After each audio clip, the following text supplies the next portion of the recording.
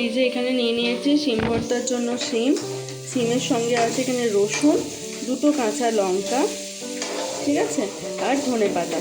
এগুলো সবগুলো ভালো করে ধুয়ে এবার গ্যাসে একটুখানি কড়াইটা চাপিয়ে নেব।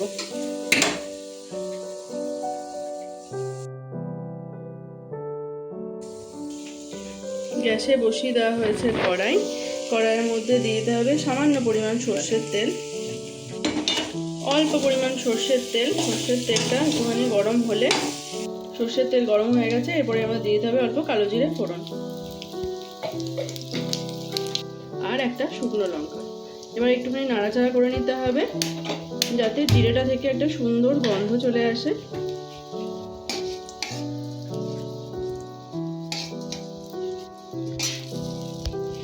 এরপরে এর মধ্যে দিয়ে দিতে হবে সবকিছু, যেমন আগে রসুনটা দিয়ে দিয়ে একটু ভাজা ভাজা করে নিতে হবে। এরপরে দিয়ে দিতে হবে শিম, কাঁচা লঙ্কা আর এই যে ধনেপাতা, সবগুলো একসঙ্গে। এবার ভালো করে নাড়াচাড়া করে নিতে হবে বেশ কিছুক্ষণের জন্য, যাতে একটু ভাজা ভাজা হয়ে যায়। এটা কিছুক্ষণ ভাজা ভাজা করা হয়েছে, এরপরে এর মধ্যে দিয়ে দিতে হবে পরিমাণ মতো জল, আর জল দিয়ে ঢাকনা দিয়ে রেখে দেবো কিছুক্ষণের জন্য, যতক্ষণ না এটা সেদ্ধ হয়ে যায় আর জলটাও পুরো শুকিয়ে যায়। এটা সেদ্ধ হওয়ার জন্য ছেড়ে দেবো।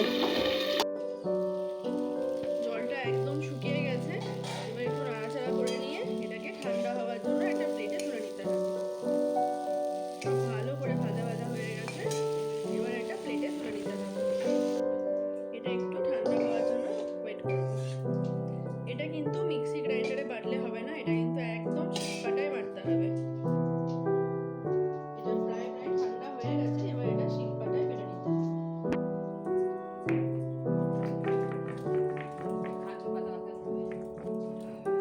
মা একদম শিলপাটা নিয়ে বসে পড়েছে। প্রথমে মা লঙ্কাগুলোকে বেটে নিচ্ছে, তারপরে আস্তে আস্তে শিম, ধনেপাতা, তারপরে যে রসুন সব কিছু একসাথে বেটে নেবে।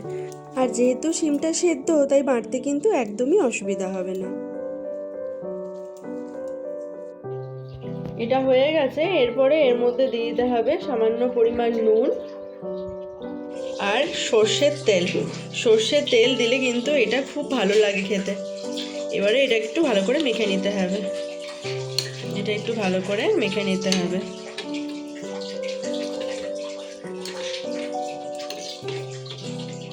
এবার শুধু গরম গরম ভাতের সাথে খাওয়ার অপেক্ষা।